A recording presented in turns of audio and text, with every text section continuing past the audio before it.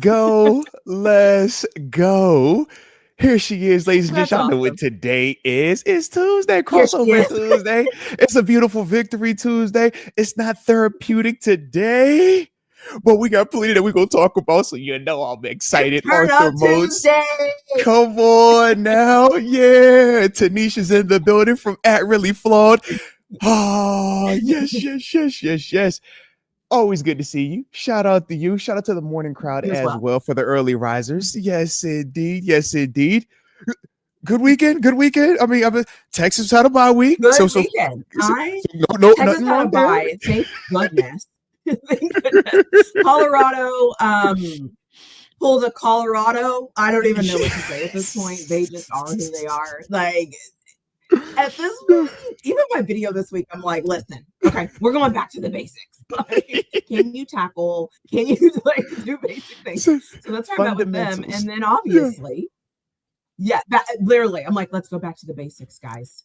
And so then the Steelers did with like I was so exhausted. You have no idea what I was going through this weekend. And I was watching the game and I was like, please. And then the first drive with Aaron Rodgers getting sacked, I was like, ain't no way I woke up for this. There's no way. Tanisha, So not just that's the how first drive, not just the first drive, first play. It was like, oh Lord, this is supposed to be one of them days. Not at 9 a.m. Don't do me like this at 9 a.m. Not today. So, you know what I so said? I was like, absolutely. everything they said about us is true. Everything they said about us is true. So yeah. But anyways, how about you? How was your weekend? It was fun, busy but fun. So started off, did a little high school color commentating, man. Always love to do that, keep my roots where they supposed to be. But then since I heard the black and gold had to take a little trip, I figured I would also take a little trip. All right. So I figured, kill two birds, one stone. So I went up to Buffalo for the weekend since they had their, it's the farewell season for the stadium up there. The last time they're going to use the stadium that I played in. Dropping a tear on occasion. You know what I'm saying? So it was cool to, bring the fam up there for that. They had an alumni weekend versus the Saints. So that was, like I said, one of those cool experiences just to get back to some of the guys and just the history, man. When you talk about two of my kids have spent, a good amount of their life up there. One of my daughters was actually born up there in Buffalo as well. So, for us, man, we got a lot of roots, a lot of connections up there. So that was fun. And I don't know about you, Tanisha, but we're big foodies. Okay, we love to eat. So when we travel, it's like, yo, where are we gonna hit? And we hit like all our like favorite spots. Shout out to Elios for the Italian. We had to get Gus for the wings. I had more wings because it's like it's Buffalo, it's what you're supposed to do. So yeah, I was on a foodie mission. Yeah, this week is like recovery from what I did this weekend. Yeah, that's where we at right now. Okay, but it might sound better. I just saw it flicker. Oh, you sound crystal clear now. Holy smokes. What did you do? All right. Let me find out you. Yeah. You sound like, I don't know what you just clicked, but now I'm like, whoa, hey, now I feel like I'm right there with you now. All right. Yo. See, I don't know what was happening. I think, don't you start. Don't you start. We are 4 minutes in. Don't you Wow. No, like I was looking at something and it was like it was giving me like some like thing and I was like, oh, do I need to click this? And so I clicked it and I was like, I'm either going to end or it's going to be better. So I hope it's better. What? Hey, shout out. See, only a person with your background, only a person with your keen understanding for problem solving, it was just critical analysis and how you could just think on the fly, but never see you sweat. I'm just like, what? I was like, I'm just talking. I'm like, oh, you sound way different now. Like, what was this, man? Jeez. Of course. Did you show up to my house? Like, did you see how perked it was? It's like, yo, hold on, bro. It's like, God damn, you sound like real clear. Like, all right. Are you here? I called your wife and I was like, hey, I'm gonna come by. Okay, just sneak me in, and I'm gonna pop up and be like, yeah. Let's do it live. She was like, you know what? I'm tired of this, okay? You keep talking all this PhD stuff. Let me show you what I'm capable of, all right? You want to see the capabilities of the PhD. This is what we do over here, all right? But no. So yeah, you crystal clear now. Wow. Yeah, so shout out to the chat. They're going to for sure enjoy this now because we got to hear everything that you got to say and vice versa, and that's why we do what we do. You know this. But yeah, it definitely. Well, welcome everyone. Definitely made for an eventful weekend. No, I was gonna say, yeah. So okay, so you travel with a family, you're having the family experience. Okay. I look on your Instagram and I'm like, this is so cute. Like, this is family. They were having the best time. And then I think I saw it was your son looking at the Steelers game. Yes. And because so you know me. Okay. So now I have to zoom in because now I'm like, when did this take? What part of the game is it? Yep. And I zoom in and it was, yes. And it looked like it was literally as when Jordan Addison. Yep. We just got the tackle on Peyton Wilson. We locked in. Gotta have it. Yeah. Okay. Yeah. And I'm looking at it and I'm like, oh, as I'm seeing the picture, I'm like, how are you not like, what are they doing? What are they doing? Like, what was going on? How was that moment for you all when you're there having this beautiful moment? Absolutely insane. I mean, when you talk about painting the picture, right, start to finish, the game started at 9:30. So just if this kickoff for Bills is at 1, we're getting there ahead of time. Oh, we're getting there ahead of time, obviously, for, some of the pregame festivities, tailgate and stuff like that. So as it's 9:30, I'm literally like brushing my teeth. Game is on. It's like, yo, I got to be locked in. I got to be making sure I'm locked in, seeing everything that's taking place. So now we're following it along. I get there and I'm like, okay, it's the chill part, right? We had a nice lead the whole drive in. That made the drive into the stadium smooth. It was a multiple scores. I'm like, oh, babe. Okay. Of course, big dog in this thing, right? Then obviously, as the game continues to progress, fourth quarter gets a little bit closer. So the fun part was this: my son, he's like the perfect blend of wifey, where she's more like you. Hey, she's anxious, right? Sometimes she don't even want to watch it because she's like, yo, if I watch it, maybe I'm bad luck. Maybe I'm the reason why something went wrong. Whereas I'm over here like, nah, you tripping, man. Just sit here, man. We locked there. Let's go. So little guy is like antsy, right? He's antsy. And we're taking that picture because we're about to go to the restroom because he's like, I gotta go pee. I was like, I'm feeling right. And the play happens and he's like, hold on, we can't leave. So we stayed there for that whole drive. Right. And he's nervous. And I'm telling him, I'm like, listen, bro, as long as we can make them snap that ball 2 to 3 times, timing wise, we will still be okay. He's like, but what if they score? And I'm like, trust me, it's okay if they score. They just can't score in this first 2 or 3 plays. They got to make them go 4 plays and we'll be all right. Because the time. And so for him, he's like, are you sure? Are you sure? So that whole thing happens. They score on the 4th down, right? And I'm like, all right, we're good, dude. So onside kick happens. And now he's like, all right, Dad, they got the ball back. And I'm like, listen. They got it. I was like, not only do they got to get the first time, I was like, yo, they got to get in field goal position. And then when the delay of game happened, I'm like, hey, baby, you ain't got to worry. For sure, we're good right now. Yeah, and after that, man, it was good because because it was like, man, by that time you already had the interception / call back, so we felt confident after the James Pierre play. So it's like, all right. And then after that, it's like, 4th and 18. Yeah, good luck. Not only 4th and 18, but it's like you got 5-6 seconds left on the clock. What are you even going to do right here? And that was the beautiful part for us. So he did. Yeah, and then you throw it in the middle of the field. Hey, I thought that only, the Steelers make those type of decisions and have that type of what we professionally call incompetence in certain situations, the self-inflicted issues and all of that. I just think that it's one of those things where when you look at a team that is accustomed to those big, sexy blowout wins when they do win versus a team that is more accustomed to some of these closer knit, tight to the vest type of games, just look down the stretch in the fourth quarter. Who made the more mistakes? Who had more of those errors in comparison to the other? And I know stylistically we're going to get into it because there's so much nuance to get into with this. But I just thought that one team just looked more comfortable in those scenarios. And it's the gift and the curse of the Coach Tomlin style. You're going to be in so many close games, but that's why you hear me constantly talk about my heart rate doesn't increase because we've been in it so much and have had so much success in it. So it's almost like you feel comfortable being uncomfortable. Yeah. You know what's funny? You know this about me because you know how crazy I am when it comes to like information and how I like look at things. Because I looked at it the same way. Like I was just watching the clock. Passionate. Okay, like passionate. And I was watching the clock. I did all the same thing. And this weekend, I grew up a little when I watched football this weekend. And I know when you say hi to the chat, so we'll say hi to the chat. But the nuances of football, I feel like because of you and because I'm kind of like I'm trying my hardest to like see things through a different lens. And this week, I usually watch all of your shows. I usually watch everything that you do. I'll watch your reactions. I'll watch your thing with Mark. I'll watch your thing with TG. I watch your live. Like I do everything. This week I did it. So I'm not sure how we feel or think or if we're the same or different. But I learned something about myself this weekend. And I'm always looking for the calm in the storm. And so whenever it was happening, right, and I'm like, blown Okay. coverage, here we go. I did what you did. I was like, okay, if they don't score here, okay, 40 seconds, and I'm starting to look at the clock, and now I'm like, okay, and then if we kick the ball off, and now I'm like doing math. I'm like, if we kick the ball off 1 minute, okay, how long can we hold the ball? How many timeouts? And I'm doing all these calculations in my mind, and I'm like, I think based on that, we've got this. But let me still like be anxious. But it's like, so I learned something about myself this weekend, and I'll get into it once we say hi to the chat. Yes. But like, what a great game! What a great weekend! If you're a Steelers fan and you're still whining on Tuesday, you are the problem. So yeah, I'll stop talking.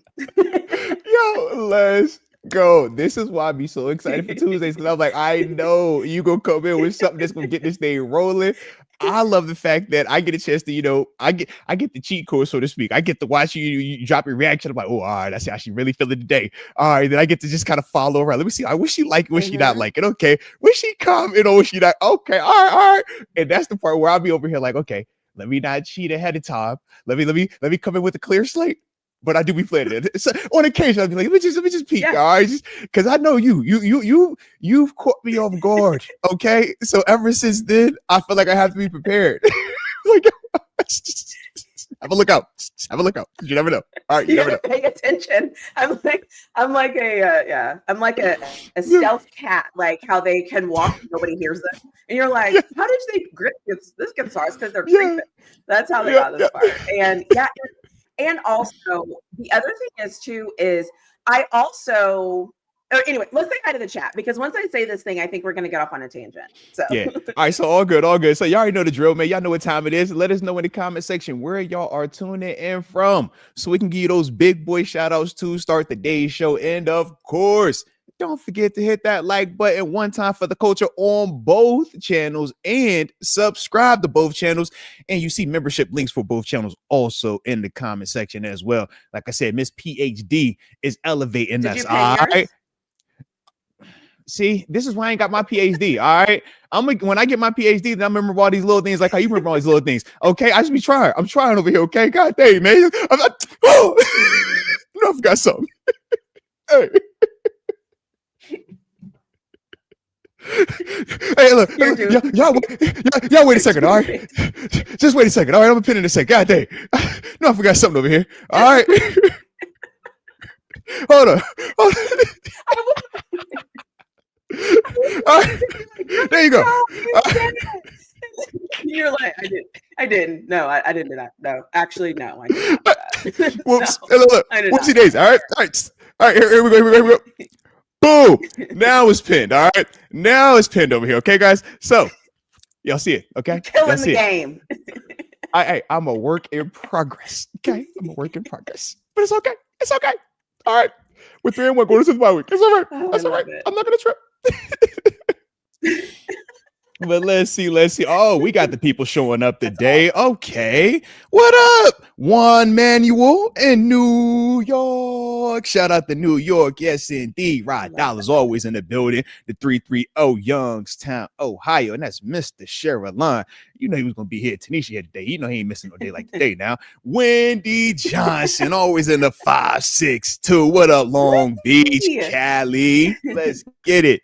And of course, I also see you, Jen J, rocking out in San Diego, but he says go blue for the Michigan Wolverines. All right. Respect on that. Oh, you know it's Taco Tuesday. Shout out to my taco people out there in the 559 Visalia, California, baby. Yes, indeed. Of course, I see you, DJ Man, and every fresh in the 702 Vegas. And shout out to Leah 1 in the 254. Got Colleen, Texas, one time for the culture. And then we will end it with the homie Pittsburgh Toddy, all the way out there in the 520 Tucson, Arizona. Shout out. All right, I like it. Like I said, I know we got plenty that you got to get off and that I got to get off. So you know I'm ready. Where do you want to start the day? Where do you want to start? How you feeling? So I have so let me start with a question. Let me use my professor brain for a second. Okay. Who in the chat, tell me who you think the best team in the NFL is right now. As you're watching football on Sunday, based on records, based on play, who do you all think is the best team in football right now? Because I actually have a question. So I have to talk until we get some answers, and then it'll make sense. Yeah. One of the things I realized when I was up very early, and then after I made my reaction, is there's some things that I saw that didn't make me happy because of the way it made me feel. But I don't know if the things I saw were bad. I just didn't like the way they made me feel. And so then I started thinking, okay, I need to change my perspective a little bit and figure out why I feel this way. Like, why do I have anxiety? And I had anxiety because I thought we were going to lose, right? So I'm like, But then I thought, let me watch some football. And the reason why I said who is the best team in the NFL, because I knew most people would say the Eagles. I would probably agree. The Eagles did the exact damn thing the Steelers did. They got beat, and that game got tight, and absolutely nobody said Nick Sirianni needs to be fired. Nick Sirianni is terrible. Whoever their defense coordinator is terrible. Not one single person since Sunday has said the Eagles are terrible. In fact, everyone is saying they're the best team in the NFL. So you're telling me a team that is the best team in the NFL by your own standards did exactly what your team did, but our team is trash. Their team is the best team in the NFL. What is the difference? And it made me realize it's because Mike Tomlin has such high expectations. He's supposed to do everything right all the time, 100% of the time. But these other coaches aren't. And if Mike Tomlin doesn't do it, he should be fired. But if Nick Sirianni doesn't do it, it's like, it's okay. It's okay because they're the best team. And I'm like, and in that moment, I flipped my perspective. I was like, I'm not watching anybody commentate any football right now. I'm staying in my own feelings because I am also guilty of that. I am guilty of being like, what was that, guys? Like, what were we doing? But the best team in the NFL did the exact same thing. And nobody said anything. And it's because players make the difference, not coaches. And that was my realization this weekend. And I thought to myself, it's because the players have to show up. The coaches can only do so much. The players have to show up. The coach didn't want the guy to get behind. He didn't want Jordan Addison to get behind him. He got behind him. How was it the coach's fault? Like, it's the player. It's literally the players. Anyways, and so that was my realization this weekend is I'm like, we have the best team in the NFL that a lot of people will say it's the best team in the NFL. And then everybody will say it's because he has Super Bowls. It's because we do too. Stop. Like, we have to stop. It's happening all over the NFL. But for our team, we're like, we are terrible. We are so bad. I'm like, I haven't seen not one person talk about how terrible the Eagles are right now. Everybody keeps talking about the fake tush push. No one's talking about the fact they almost blew a lead. Anyway, but the fake tush push is cool. And so I'm just kind of like, fake tush push is bomb, actually. So I like the fake tush push. But so I'm just kind of like, why are we always, we are always knocking what we do. And it's like the players are letting these guys get behind them. I'm sure Coach Tomlin or Austin didn't say, hey, on this one, can you let them get behind us, please, so that Jordan Addison can be wide open and then we can run. I'm pretty sure that wasn't the play call. I could be wrong. So anyways, that's my rant because I'm just like, it made me realize like, we're the problem. We're toxic. Stop it. Like, stop. So anyways, you have the floor. That's how I feel about this. I'm like, we won the game. Did we make some mistakes? Yeah, but like, let it go, guys. Like, come on. So yeah. Shout out to you. Shout out. And I love how you started this thing off. Everything you just said. It's refreshing to hear because that is sometimes the perspective that we have as players where we'll look and we're like, this isn't a problem that's exclusive to Pittsburgh. You brought up the Eagles. The Buffalo Bills barely got out of a stadium playing the Saints with Spencer Rattler at quarterback. And they still were able to score points. But if you were in that stadium, watching that thing play for play with the same level of focus that we watched the Steelers with, you'd walk to that stadium like, oh my God, if that was Coach Tomlin, oh my man, you suck, man. Why would you play down in the competition, man? Y'all couldn't do this. It's like, Nah, but it's the NFL, man. They got dudes over there that also can make some plays. They got a Cam Jordan over there. They got a Chris Olave over there. They got some of these dudes, and it's like we lose sight of that when it's our team. When it's our team, we feel like all of our guys should be elitely better than everybody else. Our coaching staff should make every decision perfect, and every decision they make should also be executed perfect. And I'm glad that you brought that up, because you look on the call and it's like you said, what defense do we have where we want three guys doing three different things, but all in the same 5 yards of each other? And it's like, yeah, this isn't what you practice. This isn't what you talked about. This isn't even what you went through on the walkthrough. But this is called human nature, right? Or human element. This is the fact that you have to have in there, because yeah, you're going to naturally have mistakes that happen. We weren't the only ones. You look at the 80-yard touchdown we had for DK Metcalf, and it's a linebacker blowing a call. I know Brian Flores is this elite mind, and his defenses don't make any mistakes because they're so overwhelming. But sometimes, as we've said with Coach Tomlin, less is more. Small menu, big understanding. And the difference in philosophy is big menu, I can overwhelm you and confuse you, but at times I'm not going to have as much detail, and that could have a little bit more potential for blown assignments on some of the basic stuff. But that's this league, that's this level, and you just try your hardest to have the least amount of mistakes every week. You're still pushing forward. You're still foot on the gas pedal, but there's still a certain detail, no different than when you're driving on the road, right? When you're driving 25 miles an hour, there's certain things that pop up, but you still feel very much in control. When you're going 60 miles an hour, it's a little bit different feel when those things pop up. Now, when you're going 200 miles an hour, and it's like, hey, be perfect when that rock hits your windshield. Hey, bro, have you ever had a rock hit your windshield going that fast? It don't feel that smooth, man. When you hit that pothole or two, you're like, oh, bro, no.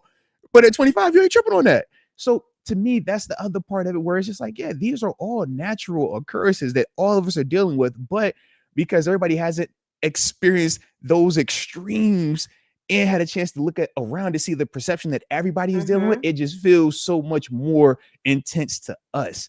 But it is refreshing though, on occasion, like you said, when a person like yourself does get that opportunity to look around. And sometimes it's because of the 9:30 kickoff, or it's the 8:30, p.m. primetime game, and you got all day to just kind of watch these other teams like, so they doing the same thing? All right. They nice, but they kind of look like us. We're not too far off. Okay. Now I know our O-line is bad, but that O-line got trashed. All right. I know our guy, all right, not the best, but I know y'all told me it was fluky to get the 5 turnovers versus the Patriots. I know this, but do we get turnovers again this week? It's like you look around, it's like the Bills turned the ball over. I mean, you talk about the Eagles the past 2 weeks. How did they get out of the stadium the week before that? It took a blocked field goal, right? They were telling us 5 turnovers was luck versus the Patriots.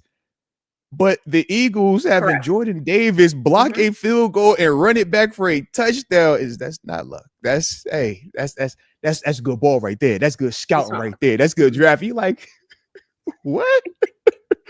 That is way more lucky than them 5 turnovers, baby. But it's the perception, and that's the thing that we come up here and we like to have fun with. It's the perception. I think we're on a delay. I might need to go out and then see it come back in, because I think we're on a delay, and I need to be able to have a conversation. All right, let's do it. Let's see if you can. I'll say this. If I need to go out, I will. Okay. I also think too, I always try to put things in perspective of my job and what I'm doing, because I think if we put things in perspective of our own lives, it actually isn't as bad as we want to make it out to be, but it's somebody else's life and it's somebody else's decisions. And as humans, we always want to critique how other people are living and how other people are making decisions. But in teaching, sometimes I'll do office hours, and a student will come up to me, and I know that it's going to be a difficult question that I'm going to have to take a minute and think about and actually give a good answer, because I know the student. If I do that in my life, there's no cameras on me. It's one-on-one. It's like all the situations are way less than what Tomlin's dealing with. And I still start to kind of go, okay, let me compose myself. Let me give the student the right answer. Let me tell them the right research. Let me, and so for me, it's like, it's normal. It's a hard job, but we think it's so easy because we get to sit in our air conditioner. And we're like, I would do this. Hurry up, Tomlin. And yeah, does Tomlin, is he slow in making decisions sometimes? Absolutely. Guess who else is slow in making decisions? all 31 other coaches in the NFL.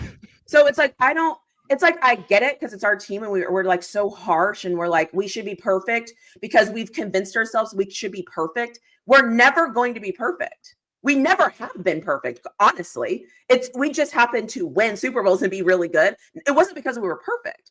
It was because at the right time, we made the right decisions and it catapulted us to doing what we need to do. And I think we forget that sometimes. Shoot, I mean, you talk about not being perfect and winning a Super Bowl, the Bill Cowher Super Bowl. Did we not have to go on the road, right? Hey, man, the only team to go back to back road games, toughest approach. You don't get that because everything is perfect. You get that because you fell into some adversity. And now from there, you got to figure out how to overcome that. Get hot at the right time, and then ultimately go out there and win it. We talk about when Tom Brady and then won the Super Bowl down there in Tampa. Once again, it's like, hey, get hot at the right time. It's very few. In fact, there's only one team that's ever been undefeated and won it all. Yeah.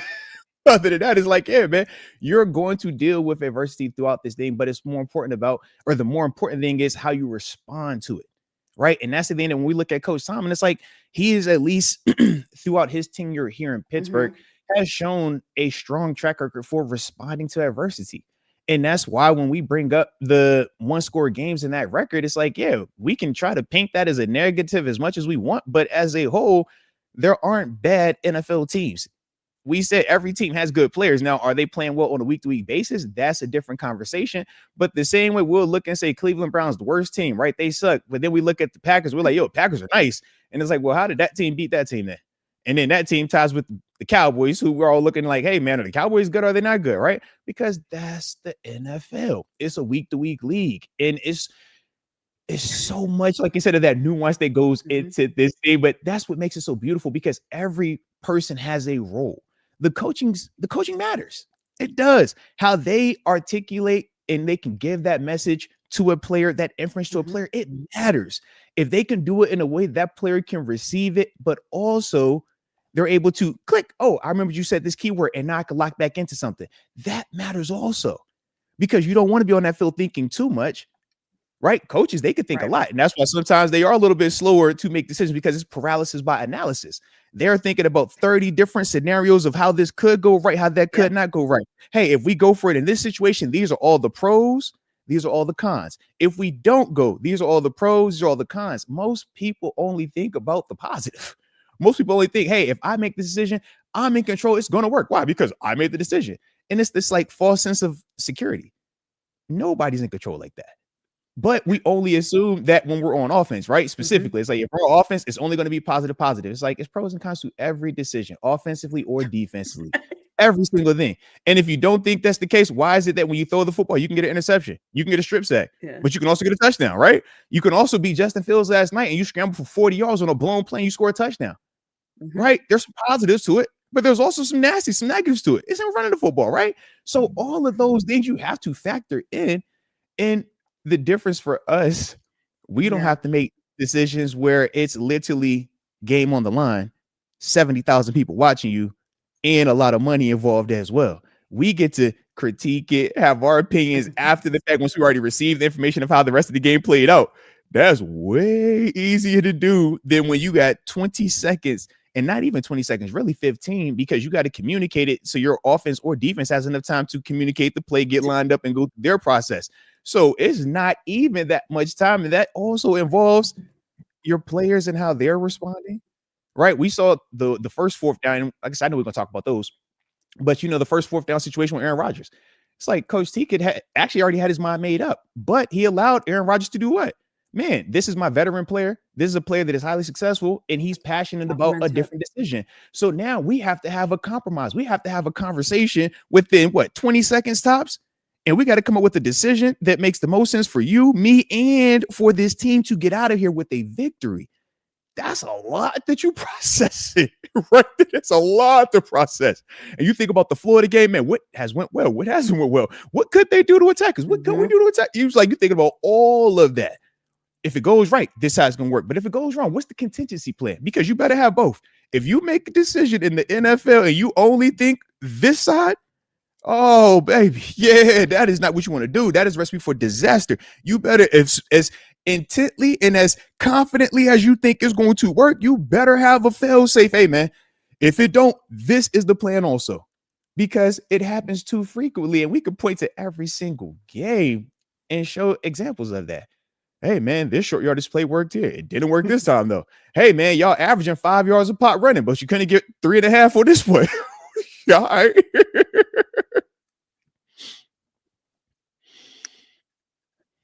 Yeah, it's so interesting being and maybe that's my growth, right? Maybe that's what maybe that's my evolution as a football fan and as a football watcher, is I am learning and growing with the game. And the more information you have in life, you're supposed to do better, doing better. You're supposed to do better to do better, right? Because you know more now. And so for me, sometimes and that's why I always tell people, that's why I love making instant reactions. And then after I send it to you, and then I take time and I take a deep breath, and then I make my calm video. And it's because with more information, I can start to think differently. Coach Tomlin doesn't have as much time as I did. It took me 2 hours from the instant reaction to make my video. He doesn't have 2 hours. He has 20 seconds. And so it's just interesting. And I get it, right? I get it. We all want perfection and wins. I get it. I want those things too. I don't think that's just not how life works. It's going to take us time. We have to build our way back there. We're going to keep it going. I like it. I like the energy. I see a super chat that just came in, and I actually want to put this up. Let me come out of here. Hold on. Let me get out of here and come back in. Hold on. Let me get out and come back in, because we're on a big delay. Gotta get the delay off. You know, we can't be rocking out with no delay. So we're going to see what it look like. Come on. But y'all make sure you hit that like button on both channels as well if you are digging what we are on this morning. All right, let's get it.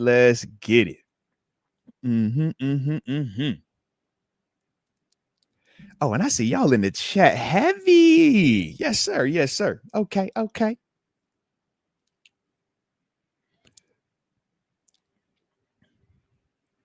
All right, let's see. Moment of truth. All right. Moment of truth.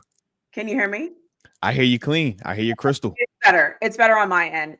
It could, I always have open a bunch of tabs. So that's why I'm like, let me just get out, close everything, and then jump back in. So I like your style, PhD. Come on now. You know how we doing it over here. All right. Yeah. You see how I didn't live in my fears? You see how I saw a problem and I'm like, let me solve it. Like, we got to solve there it is. There it is. I like your energy. I like it. So if you're ready, we got some supers that came in. It's perfect for the conversation. Let's get this thing going, man. Shout out to the homie James Skicka. He says part 1 of 2 modes. And of course, the Dr. T made me think about something she said on one of her videos. Coach T always says we don't live in our fears. Well, maybe he's saying it more of it as an affirmation to himself too. He let Rodgers go for it. Then he follows that up by saying part 2, he let Rodgers go for it in the game instead of the field goal. We forget Coach T is human too. He's allowed to have fears too. Thank you both for your thought-provoking info. Peace. Shout out to you, James Skicka. Shout out to you. So let's talk. For you, what did you like about those two? Or do you want to break up into the one fourth down versus the other fourth down? Or do you want to just kind of lump them in together?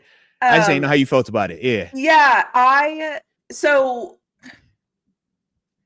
yes, I do think that saying for Tomlin is a self reflection of who he is.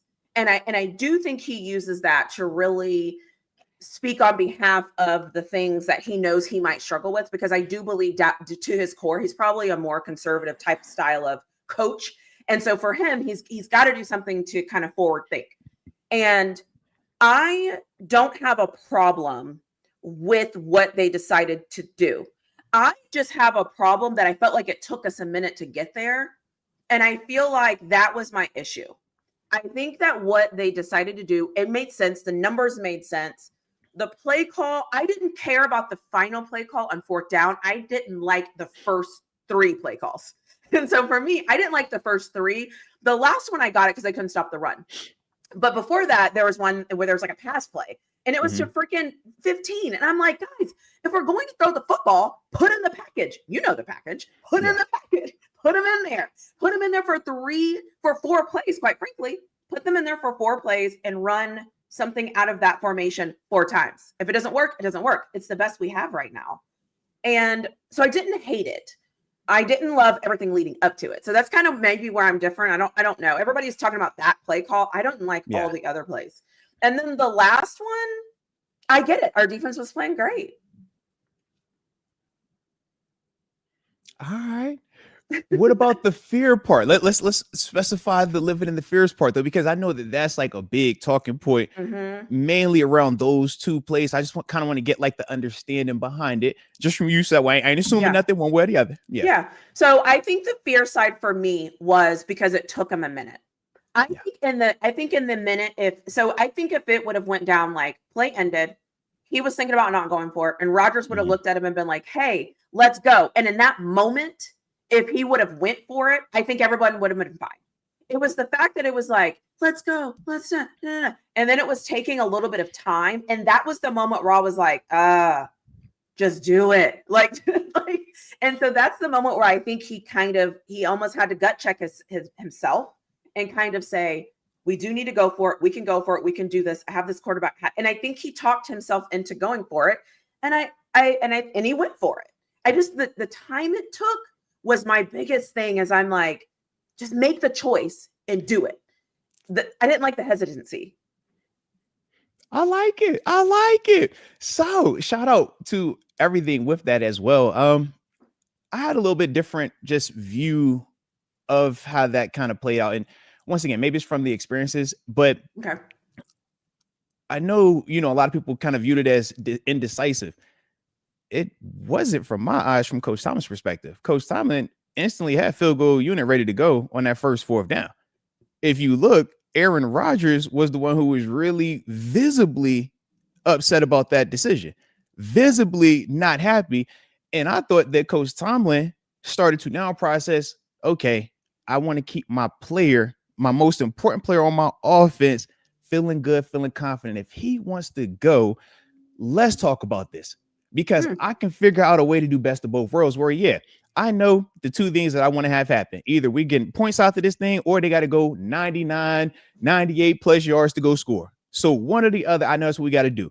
But he really wants to go for it. So now let's come and talk about it. Let's just figure this thing out. How can we kind of make that thing work, the common ground? I don't think Rodgers wanted to call that run play. Nah. But I think for Coach Tomlin, that was his compromise. If you want to go for it this bad, y'all have been running the football, having success, I'll give you this run play because it's not going to put us in any type of bad situation if it doesn't work out. But if it does work out, because we've been running the ball so well, our best rushing performance all season long, we'll mess around and score.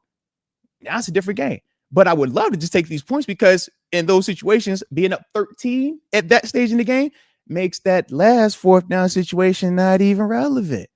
Right? True. But hindsight 2020. So I looked at it as not a lack of confidence or even fear. It was more so I have to make sure that I'm doing what's best for my team, while also making sure I'm managing the interpersonal relationship between me and Aaron Rodgers. Because if you start publicly going against Rodgers in those gotta have it situations, and it becomes so routine, you'll lose a quarterback like Rodgers, because he's so competitive. He feels like, man, if I have the ball, I'm the best player. And you're supposed to feel like that, because for his whole life, every time he's had the ball, he's been the best player. But guess what? The reason why you have offensive coordinators and defensive coordinators, offense players and defense players, because for all those offensive minded people that feel like they're in control because they have the ball in their hand, you know how many of us on defense feel the exact same way? Oh, you think you're in control because you have the football. Oh, well, what happens when I send this blitz and I make you throw that football fast? Oh, you think you're in control because, you want to go to that receiver over there. Well, cool. What happens when I play trap coverage? Oh, you think you're in control because it's this situation. Nah, watch this though. But it's a difference of philosophy, because for us as defenders, the same way y'all look at all them offensive guys that had all that success, right? Man, they've thrown so many touchdown passes. They've had so many completions. It's like, you know how many tackles we've had? You know how many sacks we've had? You know how many dudes we've knocked out? So that fear that people speak of as it pertains to Coach Tomlin is only a fear of not understanding his mentality. You fear And nothing at this level because of the success. And that's the experience part. But it's also a lot harder to just decipher the schematics defensively, as we talked about. Whereas it's a lot easier to feel confident when you see quarterback throw ball to receiver, receiver runs. Oh, this is great. We're in control. And it's like, you might think you're in control, but you're actually not. Not versus some people that really know what they're doing. You don't think Brian Flores loves to have his defense out there? Come on, man. It's certain people. It's like, yo, we feel great about defense. It's rare. I know, because not everybody has that mindset. But that is why you have great defensive minds, because they wake up every day trying to find ways to be situationally good. So I didn't look at that, like I said, as a living in a fear. I just looked at it as different in philosophy, different in mindsets. And the other part that I like too, in that second fourth down decision, hearing my man Greg Olson, shout out to Greg too, difference of philosophies. Once again, you got an offensive minded guy talking, right? So everybody instantly says, man, if Greg Olson, an all-world tight end, says you're supposed to go for it, oh my God, you're a coward. You're tripping, man. Why wouldn't you do this? And it's like, he's an offensive minded person. Why wouldn't he say that? Yeah. Of course, he's only going to think it's going to work. Why? Because offensive people are used to kicking butt. The same way defense people are used to kicking butt. The same way we'd be like, oh, you want to go for the fourth down? I dare you. It's fair. You want to? I dare. Oh, you want to throw the football? I dare. I double dare you. Because guess what happened with James Pierre? Oh, guess what happened when it's like, oh, we got pieces. I feel good about any of this. So how you want to do it? But it's a difference of philosophies. It's a difference of experiences. So if you're not accustomed to that, you're never going to feel as confident or as cool when your defense is on the field in those situations. Whereas if you're a defensive minded person that has so much success with that, just like Coach Tomlin has, just like a person like myself has, you feel more confident with them out there on the ball, because you're like, man, that offense could throw that pick six. Then what? Heck, when Jalen Ramsey, when we thought he scored at the beginning of the game, we went over here talking about, hey, bro, why is defense out there? We was like, hey, hi, shit. That what it's supposed to look like. So, we just don't lose that confidence. I also think, because I believe when I made my video and I was like, I felt like he was living in his fears, I wasn't referring to just the fourth down. I thought that whole play calling sequence was kind of like, it was almost like we were just milking the clock in a lot of ways. But then we throw in the pass play. So that's where I was kind of like, where did that play? Like, what? Yeah. So it's like, are we sure? Like, and so I was like, this makes sense, right? We milk the clock. We need to win this game. That's what you do at the end of the game, right? At the end of the game, listen, at the end of a football game, I never want my football teams to risk a win over some BS. I don't care. I don't want you to risk the win. So you're in the minority with that, man. Most people are like, I want you to keep throwing it. Put your foot on their necks. Kill an ant with a sledgehammer. That's what all these cool little hot words they say, right? Yeah. Just keep throwing it. You be like, all right, bro. Not at the very end when it's that tight. I want you to keep your foot on their necks, during the game. But once it gets that tight, I want you to be smart. And so for me, I think it was like a first down run, second down run, and then was it a third down? And then it's a third down pass. Yes. And I'm like, what? Third down. That? They didn't have to use a timeout. It wasn't incomplete. We're not milking the clock. And to that, but if I remember correctly, though, those first two plays were negatives, and then I thought we did have a little bit of a positive on the third, and that's what made them even think about going for it on the fourth. So I don't know why the pass came. I've looked at the passes like, okay, you want to get some of the yardage back, but once again, it was still a very safe pass play, and I get it, man. For some people, safe to them is conservative. Conservative to them is scared to them is living in fear. And I get that. We can go that route the same way the other side is. Hey, man, safe is also playing smart. It's also playing to win. It's also minimizing your exposure for negativity. It's like, it's two sides to that thing. Yeah. So I don't get too caught up in that, but I do agree. It did feel as if those three plays at the beginning of that fourth down sequence didn't match it all the way. Because like you said, if you're going to throw it, let's put out the package, the Darnell Washington, DK Metcalf, the gang. And we've been using the gang, and the gang be looking good. So, I'm with you on that. But that part for sure, it felt like, all right, what's Arthur Smith on in this situation? And that's always like that fine balance too, because we're critical of it after the fact of those first three plays not being successful. But if that first play picks up, enough to put you at second and go from the two, we're not even thinking about it like that. But because the first two plays weren't positives, now it's like, whoa, why would you do this now?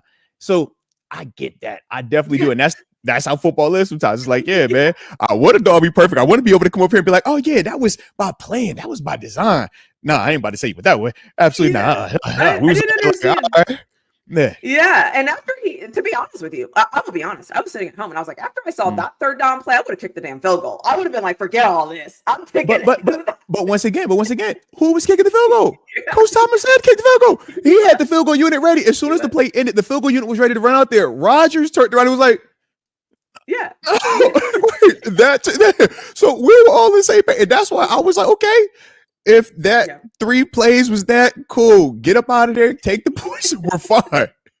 I didn't even want us to go for it. I'm like, if we really be, I hated going for it there. I would much rather went for it on the last fourth down drive. But yeah, if we're picking, because to me, I say, man, going up 13 right there, I feel like the flow feels different at the end. And now I'm not sitting there holding a 3-point lead saying, if this doesn't work, he only has to go 20 yards to getting field goal range. And then he also has a guy in Justin Jefferson and Jordan Addison that you still got to be worried about at all stages of the game. Yeah, it's like, I don't want to do that. But in everybody's mind, it's like, hey, man, if you're on offense, you just get, it's just a yard. It ain't that hard. Just get it. It's like, so what happened to play before that? It was just a yard, right? What happened to, it's just a yard. Just a yard. It's like, yeah, all right, sound good until it ain't. Until they got the ball at the 40. And now you're talking about, oh, this is the highest paid defense. Why aren't you going to stop? Have you ever had to get a stop for 20 yards? Have you?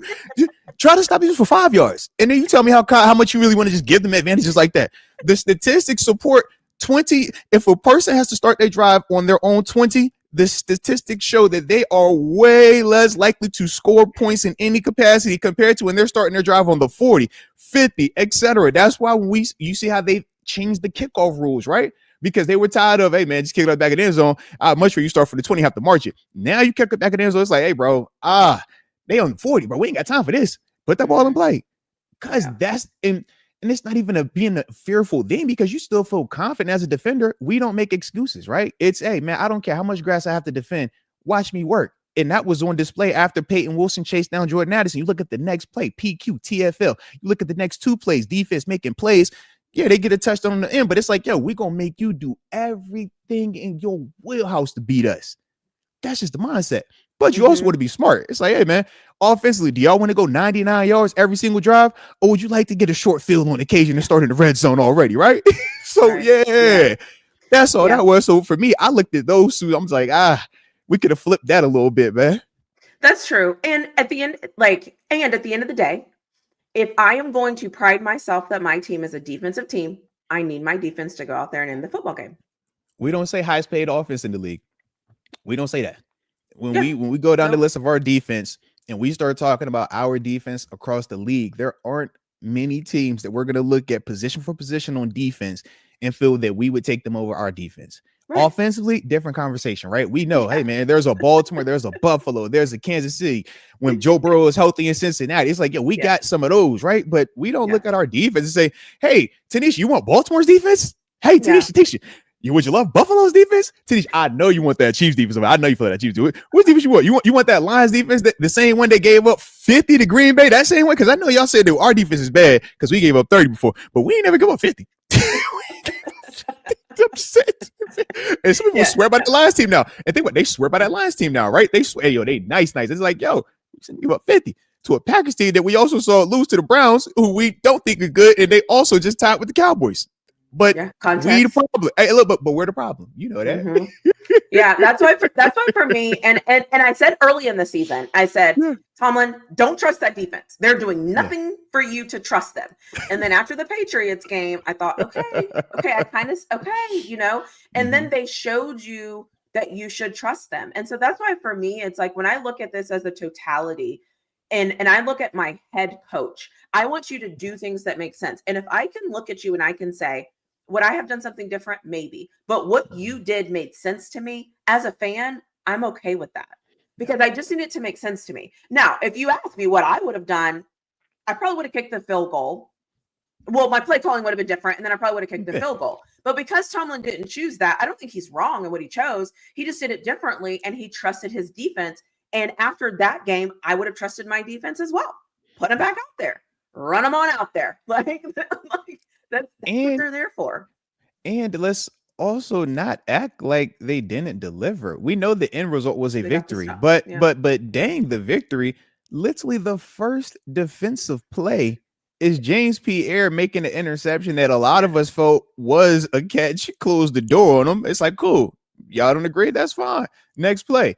But to act as if this decision was so outlandish, and Yeah. then, I don't think it was outlandish. it's like, dog, you see why he did what he did. We could have had 2 interceptions on that same day go drive. Yeah.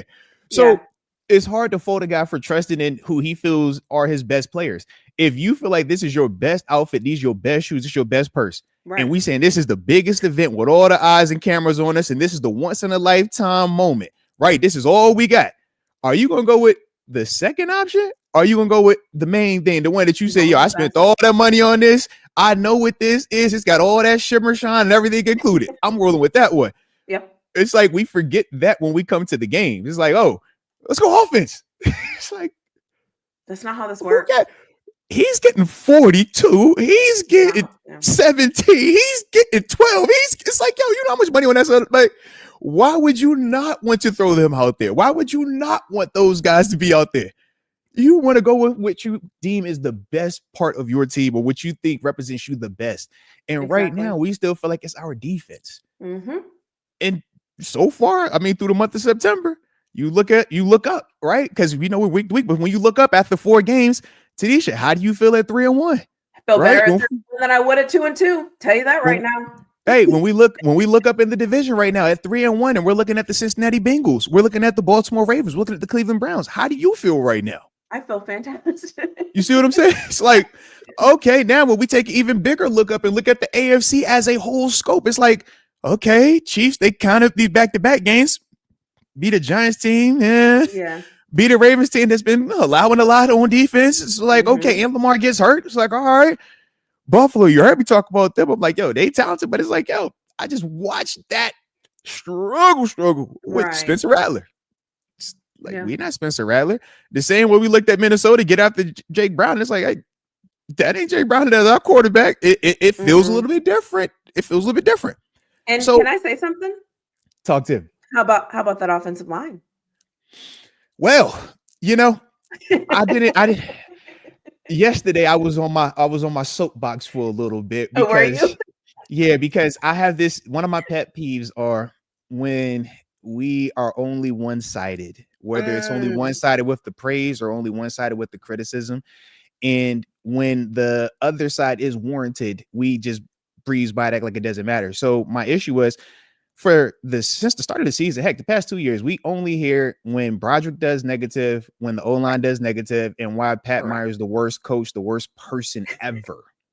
Correct. But then we have weeks where our O-line performs better than other O-lines. We have weeks where we're supposed to be going against vaunted defenses and all this other stuff, but then they perform well, and it's like crickets. I haven't heard of Broderick. I haven't heard of O-line. I haven't heard of Pat Meyer, that boy, anything. Nope. And it's like, man, y'all just told me a week ago that Pat Meyer is the worst coach ever. Y'all told me 2 weeks ago Broderick was not playable in this league.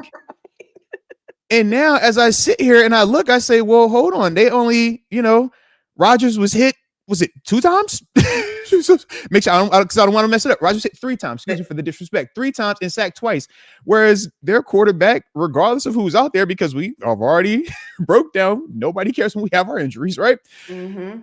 We hit their quarterback 14 times and he was sacked 6 times. The week prior to that, he was hit, 10 times, sacked 8, 9 times. It's like, you catch what I'm saying? But we hear crickets around the offense. Crickets. Nothing. Not even a Pat Meyer got lucky this week. I'm like, he was going against Javon Hargrave. He was going against Jonathan Grenard, right? You heard how I talked about some of these guys, but it was crickets. So I was on my soapbox heavy yesterday because that does rub me the wrong way. It's like, man, y'all are the loudest. Your player heart is coming out. Because if one person, because think about it like this, right, Tanisha? Tell me it's fair if we're going 60 plays total, but you highlight 5 plays that went wrong, and I can show you 55 plays that went well, and you're going to tell me that these 5 plays matter more than all 55 because what? If it's your narrative? Absolutely not. So that's the part that I always have the biggest issue with. And now when it's the follow-up, and it's like, okay, well, if you told me these were the reasons that time that gave you the justification that small sample size mattered way more than this, well, what the heck are you going to say now? You know what I mean? So that's kind of my energy with it. I'm always like, yo, let me hear it. Like, talk to me, because the way the passion that people speak with, that's the part that, while we do what we do, it's like, hey man, if you gonna speak as passionately on it, make sure you can back it up, because I got facts, video proof to go with it that supports my argument. And it ain't what y'all be saying at times, man. Right. And and not only did they look good, they looked better than the Vikings offensive line. They made the Vikings defensive line look like a joke. They were blowing them off the ball. Like, I was seeing run plays where they were blocking so well that our offensive linemen were leading the running back. Like, I hadn't seen that in a long time. And so for me, I just remember and shout out to us for victory formation, okay? Because how many things did we say? Like, okay, you gotta watch this, you gotta watch Tanisha, this. We would hit it, Tanisha. We hit with a lot, Tanisha. We hit Tanisha. We were like, look. Their penalties, their offensive line, their matchup. Like, we caught every single thing that happened in this game. Across the board. We were like, here, we gave it to you. If you didn't watch the game, go back and watch the episode. We gave it to you. Swear. Straight like that. Straight like that. Yes. They were penalized. That offensive line wasn't very good. The Vikings offensive line is worse than the Steelers offensive line, and everyone thought I was crazy. I'm like, I told y'all. I told y'all. But they got Christian Darris, so he just came back in here first round. He gonna play perfect. Not good. Man, Nick Herbig said, but I'm trying to get paid. I need first round booty. I need first round heads. Okay. Yeah. And where are all y'all whining about Cam Hayward winning his extra $3 million? At this point, we should have given him an extra 10. No. It should have been guaranteed, not incentives. You see it. All right. You see that, man. Cam Hayward.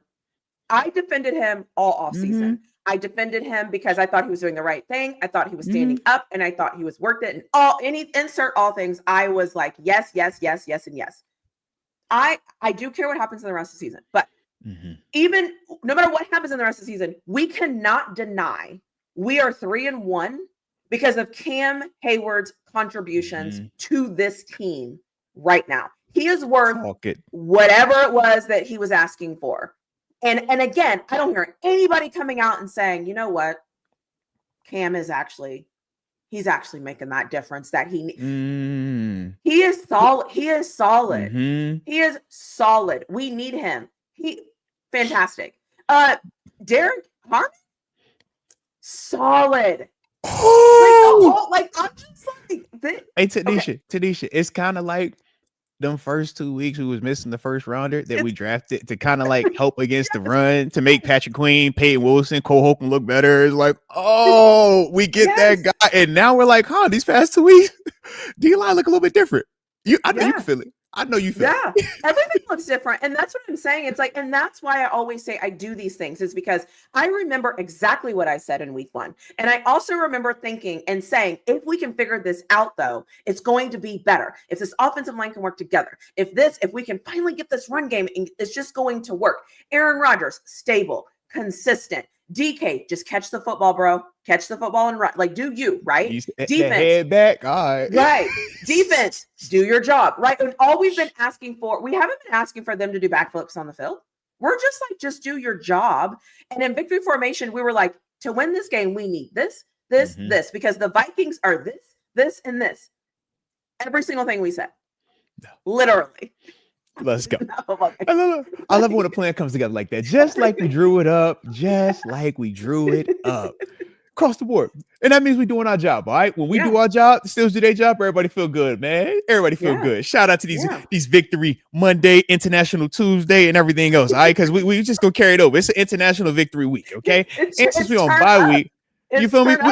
I'm all the way turned up with you, all right? It's for sure turn up week. And since it's a bye week, we ain't got to rush it. Sometimes it's like, we got a game coming up on Sunday. Hey, bro, all right, you got to refocus. Stay locked in. We ain't got time for this.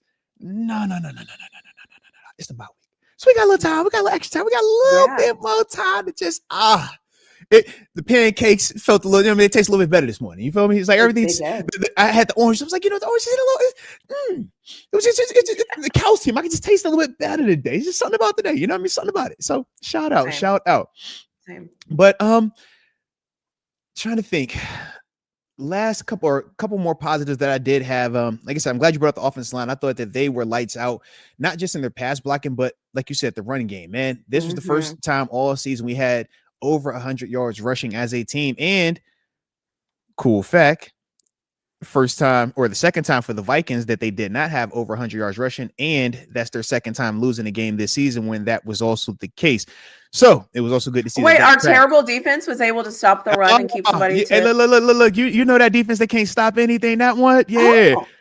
Look. We know the best coaches were on the Vikings staff that game. We know this. Okay, right, you're right. We know. I'm sorry. We know Terrell Austin and Mike Tomlin don't know defense, but for some way they did find a way to keep the Vikings under 100 yards rushing, and that has been their Achilles heel this year. When they get one-dimensional, they've lost their 2 games, and that was what happened in the Falcons game. And then obviously, when you look at Carson Wentz throwing it 46 times, that is one-dimensional. You don't want hardly any quarterback throwing it 46 times, let alone your backup having to throw it that much. So that was also the good part with this. But I just like the fact that our defense continues to create turnovers. I think that that's important. I think that turnovers and sacks are contagious. They come in bunches. And you look at what we've been able to do now these past 2 games. It's like, man, we're feeling more confident with that. And stylistically, the games were different. The turnovers we created versus the Patriots were more run-based. It was more, I have to physically punch this ball out. The turnovers that we created this game, granted, the one that got called back with Jalen Ramsey, that was a punch out. But other than that, it's these are hands-on football, high-level plays in terms of James Pierre breaking on the outside. That was beautiful. Like I said, it got called back. It is what it is. The TJ Watt doing TJ Watt things. We have seen how many TJ Watt interceptions look just like that. Yeah. Do we consider that as fluky? Absolutely not. We're like, that's TJ. That's what TJ do, man. Right. But then you even look at Deshaun Elliott, and it was so good to have him back. You talk about run support, you talk about physicality, but you talk about playmaking. Should have had 2 picks, had the 1. But you look at it, man, he's showing a disguise, right? We talked all week about Brian Flores and how he's so exotic, right? They show all these different things, but it's like, hey, we do the same stuff. We're just not as married to the disguise part. We're more married to post. This is what we want to get to. Whereas for Flores, it's more pre. This is what he wants to show you. 30 different things, but then it's regular. For us, we're going to show you regular, and then we're going to morph into something different. There's a philosophy. It doesn't mean one is better than the other. It's just different. But because we love to compare, we will paint that as better because it's different. And it's like, no, it's just difference of philosophy. So that's how you can have Carson Wentz hit Deshaun Elliott in the face with the football on just a basic, drop down and play the hook principle. But think about what happened to Aaron Rodgers a week ago. Robert Spillane, the same concept, literally the same play, just different personnel. One's a linebacker, one's a safety, but it's the same thing. And at this level, it doesn't matter who you're playing against. If you can pressure them or confuse them when the quarterback makes a bad decision, typically it's a turnover. And that's the difference of Aaron Rodgers. He probably only has 20 bad decisions all season long. And with those bad decisions, 5 of them or less typically result in turnovers. Now, granted, this year is a little bit different, but that's his history. Whereas most other quarterbacks that aren't top 5, that aren't that, they just make more of those mistakes and they show a lot more frequently. But that's what that is. So you got a chance to see just like apples to apples in that scenario of how, man, this is what it looks like. But defensively, it was still good to see that we know what we do. And regardless of what the outside noise says, man, if we do what we're supposed to do and we lock in and believe what we know we're capable of doing, it doesn't matter who you line up out there. We're getting up out that stadium and we're going to make those plays. And that was, like I said, the refreshing part to just kind of have that affirmed, because I would agree, man, those first 2 games, while you're figuring it out, while guys are getting up to speed, right? No preseason, dudes getting hurt, everything in between. It's like, what we've been saying? Hey, man, first month of the season, give them the first month, Let's just see first month. Now we're looking up like, okay, we got a little bit larger of a sample size. We've seen some things that really give us some optimism. And now let's see what we can do for the next one. Yeah. And I also need to pat myself on the back because I predicted them starting off good because of Aaron Rodgers. And I say this all the time. Aaron Rodgers is the difference on this football team. And it just is. He just is. I mean, it's the little things, and I broke this down like in my reaction video after my instant reaction, but it's the little things. It is, we are ahead. So we're only going to hike the ball when we're under 5 seconds. It is, we are ahead. So we're not going to do anything dumb. Why throw the ball down the field? I'm just going to do these little dump passes. If they continue to work, great. It is, we're doing great running the football. So guess what we're going to do? We're going to continue to run the football. It is the game management side of having a veteran experience, good quarterback. I can't measure it. All I can tell you is I love it. Like the confidence when he runs out there, I don't care if he's not involved in the tush push. He's 40. I don't care. That man ran out there and threw a block. Okay. He scrambled for what? 11 yards, 12 yards. I mean, he fumbled. But my point is like, shout out to Broderick on the recovery too. Shout out to Broderick. Shout out to Broderick, right? Let's go. That fire that burns in him, you cannot quantify that. Yeah. And you want it on your team. Inject that in my veins. Like I need that because he wants to win. He's competitive. He's going to talk trash. He's going to tell you when it's good. He's going to get all of that. I want all of it. I want all of it. And I think it makes this team better. And if you're going to tell me that Aaron Rodgers can convince Tomlin sometimes to like get out of his kind of whatever, sign me up for that too. Like just sign me up for all of this because it's like, I always say, I don't care how we went. I don't care if we kick the ball around the field for 99 yards and we happen to fall on it in the end zone and we win. I don't care. I don't care if we donk a field goal and it hits the upright and the side in the middle and it rolls in and we win. I don't care. I don't care. Find a way to win. Absolutely. And we're doing that. And we know it's a bye week. It's week 4. I'm not sitting here saying we're going to see, like, I'm not saying that, but I think the progression, I love the process. I am seeing the process right now. And I'm falling in love with it. I love it. I love this. Like this is, I'm like, I see it. I visually see it. So it's like, now we have to sustain it and then obviously continue to get better. But I love it. And I will be honest, we usually have these shows and we're like, okay, let's critique some things. I'm not going to critique anything, even though the block field goal and all those things, because I don't expect them to be perfect. Okay. You know, and should Pat Farmer should have obviously. But at the same time, Caleb Johnson showed up and made an impact in this game. Roman Wilson, who we've been like, where is he? Oh, he's just catching the onside kick. Just one of the most important plays of the game. So my point is like, there has to come a time in life, because I'm in a relationship with the Steelers, where you say, my relationship is consistent and I'm happy with my relationship. Is my relationship, are we going out every night? Are we doing all, no, but it's consistent and I trust it and I respect it. That's kind of where I'm at right now. And I'm okay with that. Okay. I like your approach. Okay. This is what we've been missing at times. Okay. Yes. This is the approach that we need to hear. So I piggybacked on you. All right.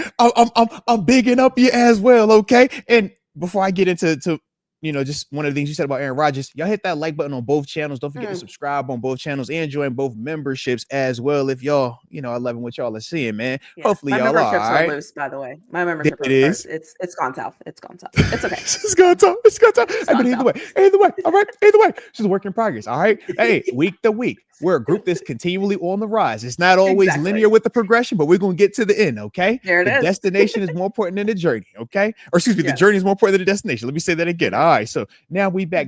But what you talked about with Aaron Rodgers, you said how he manages the game. I think that is such a beautiful thing that he brings. And like you said, it does get overlooked because everybody, when you first think of Rodgers, you think of, man, he could throw for 4,000 yards. He can pass for, 40, 50 touchdowns. Man, he's all world MVP, this and this. But just watch how he manipulates the cadence. Watch how he will slowly, casually walk up to the line of scrimmage as if we're not worried about anything. Hey, it's going to be on 10. And then it's first cut. You're like, oh, snap, bro, you caught me off guard. Then you watch him. Hurry. Oh, easy. All of that is manipulating the defense. Coverage-wise, your disguise. Heck, as a pass rusher, we hate it. Because I'm like, dang, bro, I'm trying to be amped. I'm ready to go. Like, you think about a card on the starting line, right? You revved up. It's like, yo, come on, let me go.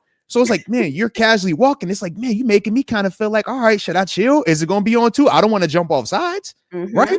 But those are all the things that he does. Heck, you watch how he's a magician with his hand placement, with the ball fakes. You really have to play him honest. Now, there's some quarterbacks we get to cheat. We're like, bro, his hands aren't good enough. You can watch him give that ball. You can watch him fake it. We can all see it. Then you think about just 2 weeks ago how my man Rogers hit the fake here. The day ago linebacker is gone. You're like, bro, he really can't tell. But that takes years of experience, years of practice, years of detail. And it's just hard for young quarterbacks to understand that. That's part of our big issue in terms of, people that have done this longer.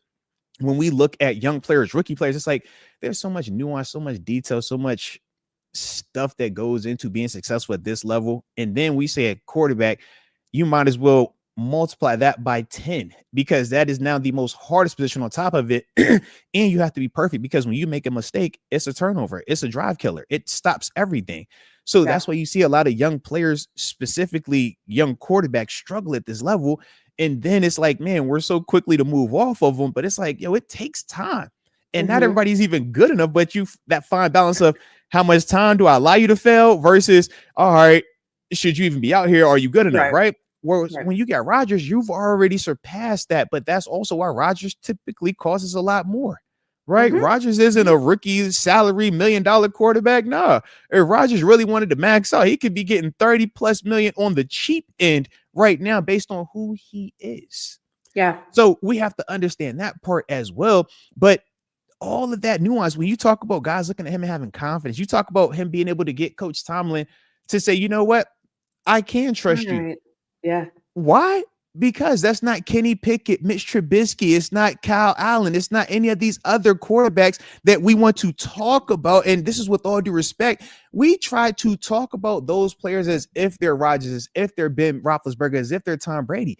And none of these players are that. But the reality is, there's not a lot of people in this world that are that, or even close to that. But the way that we will almost lie to ourselves at time, because we're so passionate about these players, it's like, man, we put the over expectation on, like, yeah, they can definitely do it. And it's like, no, they're two different classes. So now when you actually see what it's supposed to look like, even at 40+ years old, it's like, man, this is still light years ahead of anything else that we've had since Ben Roethlisberger. Yeah. And newsflash, I know everybody's not going to like this, but whichever quarterback you draft, if you draft one of these dudes next year, they're not going to be better than what you're seeing from Rodgers right now. But what did I tell you about these quarterbacks? Oh yeah, and not just, but that's the beauty of it. But that's the beauty of it. And my thing is this though. I'm a week-to-week guy, because I always feel like the same way people felt like Carson Beck was trash because of Georgia, and that was it. If you watch him on Miami, you're going to have a different perception of him. Yeah. So I like to allow myself to be, educate me, show me something different, show me something, right? Because otherwise, how we looked at Broderick prior to the season started, it's like, yeah, man, we were going to give him a chance. It's like, give him a chance. I just want to see. Just give me a chance. Now, I might know ahead of time, and some of these dudes have already confirmed it to these. You trust me? I'm with you. I'm like, hey, bro. Yeah, I was talking about this Penn State. I'm talking about Drew. I'm like, hold on now, bro. I'm open-minded, so I'm gonna give him another chance. But all right. Yeah. Just I want the vibe that I got. Okay. Yeah. But that's why Rodgers is who Rodgers is, and that's why his career is what it has been, and why he's still doing what he's doing right now. And you've heard us say, if you can protect him and keep him upright, you don't forget how to play that position when you've learned, experienced, produced to the level, and failed at the level that Rodgers has failed. All of that matters. Yeah. The success matters just as much as the failures, because you learn so much from when you fail, just as much as when you win it. It's like, man, both sides of it. Yeah. And the failures are what I love. And again, since his signing, I always said, all he has to do is manage this game and manage it very well. And all we have to do is keep him upright. If we can do those two things, all the other intangibles we haven't had in a long time. And he's doing that. I think the other thing to that, because a lot of people always they'll take this game and they're like, so are we winning the Super Bowl? So are we? And it's like, calm down. Let's take it. We ain't say that. Look, we ain't say that now. All right. Yeah, let's breathe. Easy. But woosah. What I'm interested to see is now I see that Tomlin trusts Aaron Rodgers when it's in game. I'm curious to see that process progress. I'm curious to see that evolution of them now coming on the same page. And because now they tried it, right? They have the experience. And so I'm assuming, correct me if I'm way off.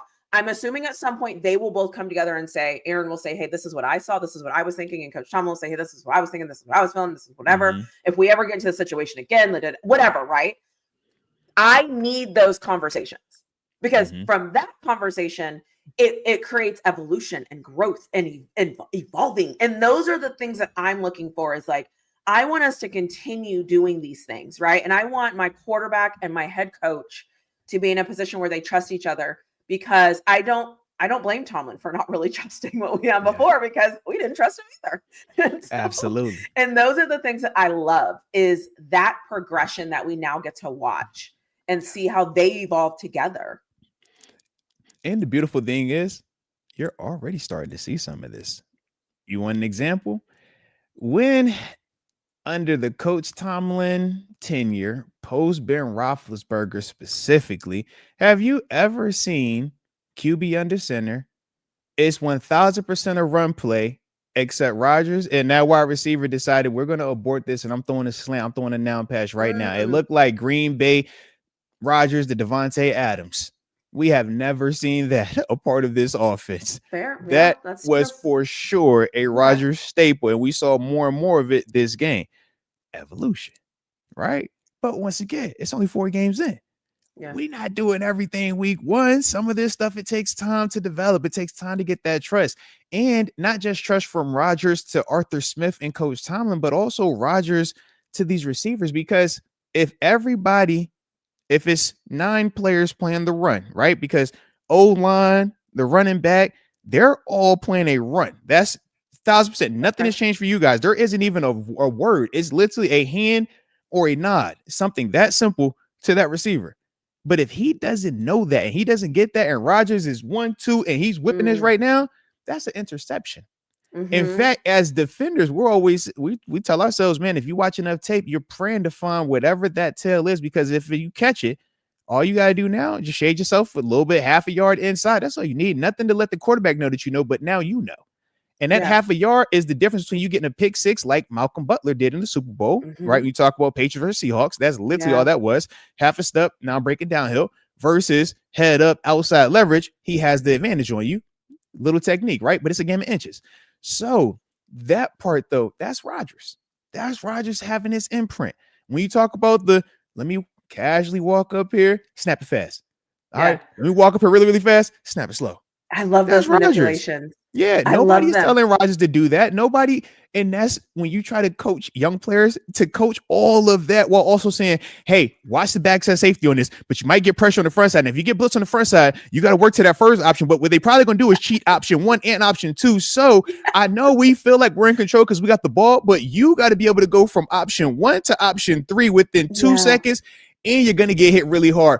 But that guy on the backside, you got to win your one-on-one, because if you don't, he's going to throw a pick. And if you throw the pick, we're going to blame the quarterback and say you suck. And then I'm going to say that the coaches suck as well. But you notice what is happening right now. But you're in control, all right? So go for it. And you're like, bro, what? And on defense, we over here like, he's going to hit you in the face with it. Get ready. You got your catching gloves. You ready? It's about to happen, baby. It's about to happen. But that's the difference in it. Yeah. So for Rodgers, he knows how to, okay, I know if they're going to do this, I can get from here, here, here. I've felt what that feels like. So I'm calm in this moment. Whereas if you've never been in that moment, when that pressure comes, you're like, hey, now. And it's like, hey, we're 2 steps ahead of you. Cheat that, because he's never going to get over here. And if he does get over here, then that knows he's reading it wrong. So now we're going to show him this, and now we're going to kill him with this one next. But once again, who's in control? It just depends on the mindset. It's just great to like it.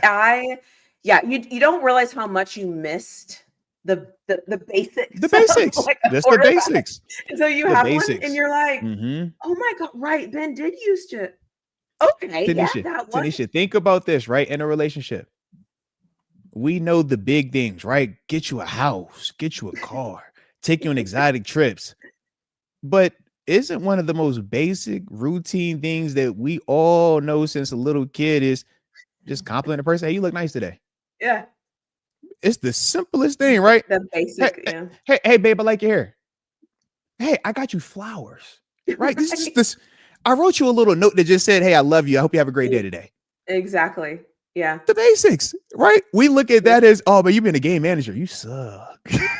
Why aren't you doing this? Why aren't you throwing for 5,000 yards every single game? It's like, bro, you don't have to buy $1 million every single week. Now you ain't got to do that. No. Sometimes you do the basics. The basics work. Basics go a long way.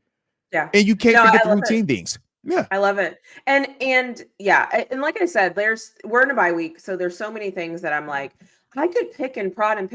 But the truth of the matter is, we don't know how good Seattle is or isn't. They actually look pretty good. We don't know if it's real or not. I'm like, hey, they look good. And we also, I feel like I see us getting better.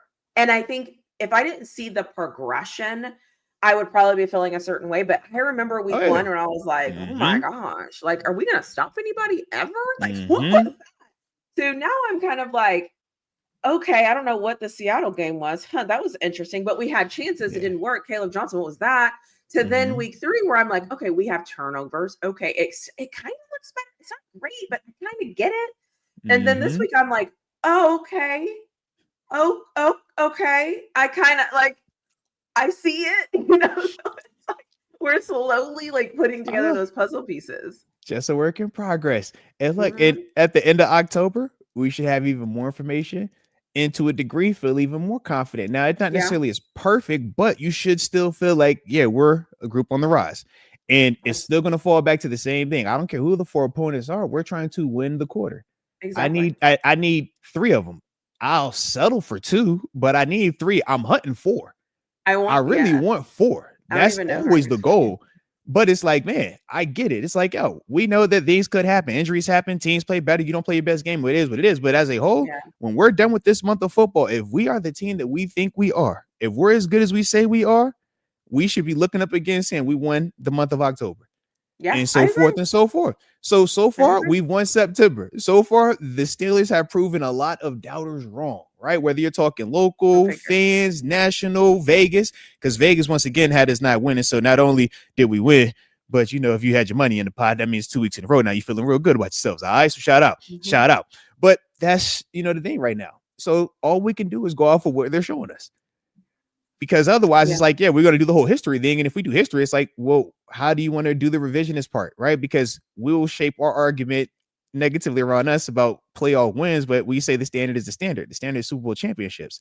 So if that's the standard, there's only 2 other teams that we look at to say, okay, they've done that, and that's the Chiefs and the Eagles. So that's why it's like, man, just take it 1 week at a time. 1 week at a time. 1 week at a time, and enjoy the process. I keep saying this, and I'm trying to say it more. We wait all year for this. Don't be so caught up in the, they're gonna ruin it. Oh my God, he's whine and whine. We wait so long for this. Don't let the moment pass you by without enjoying it because you're too busy whining about things that you don't even know are going to happen. Like, enjoy waking up on Sundays and watching our team. Like, we literally wait for this. And it's like, it's here. And I'm just seeing people whining and complaining. And what about this? What about that? I'm like, do you feel better? Like, do you actually feel better now? Because now when the next game is, you're going to be miserable. Stop whining. Like, just let it play. And so that's why it's just like, can we just take a minute and remember this is supposed to be fun? Remember, absolutely no team is perfect right now. And we're getting better. What more can you want? Shout out to you, man. Shout out to you. But hey, look, but then the flip side, this is why, like, we be so crushed when it is. Because for us, like, especially like the competitors, man, we're always glass half full in the sense that we feel we can be the difference. We feel like, we put all this time, all these resources, all this effort, physical, right, mental, and everything. So when you actually lose, or even at the end, postseason, it's like, we lost in the postseason. It's like, watch how Coach Tomlin is after these games, after the postseason loss. Watch how these players like, destroy. You're in a, I'm gonna lost words. I'm shocked. I'm stunned. Like, what you mean? Yeah. We didn't win at all? Like, we really, like, it's done? How? Yeah. Like, no, bro. I don't believe none of that. Run it back up. Yeah. It's like, because you, like, so you can hear the confidence I speak of in all these situations, because that is literally how we approach these games. But you have to be like that in order to win. Like, and that's the thing that I think a lot of people have a hard time fully grasping, how you can have that level of confidence in all these scenarios. But if you go out there and you're thinking for a second about losing, if you're thinking for a second about this whole, I'm in my fears, and that's why I like you see me like chuckle when people bring it. It's like, yo, it ain't that. Trust me, it ain't that, man. Like, you're just trying to be perfect though with every single thing that you do, because you know every decision matters, man. You don't get a throwaway decision. I don't get it. Oh, this way don't matter, right? No, man. Even the field goal, you're like, bro, that field goal matters, man.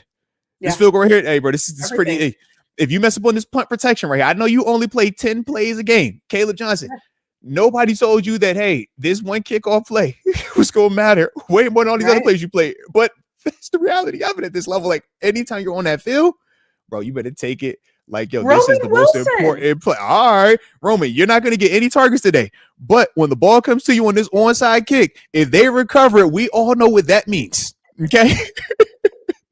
So, Roman Wilson, hey, Roman, I know this is only your first year out there because you missed pretty much all last year and all that. It doesn't matter, okay? Hey, and no, I don't want to hear he's never played kickoff return onside kick in that position before. I do not care. If I'm putting you out there, I'll put you out there because I've seen you do this in practice. I've seen you execute this, and I'm confident you can do this. So you either make me right or you're going to get fired. That's how this goes.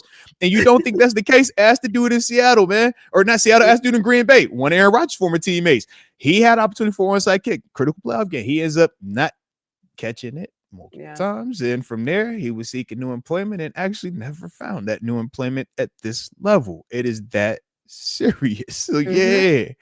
And imagine, and I think too, because I'm here on behalf of fans, I'm not saying I speak on behalf of everybody, but my experience is a fan experience.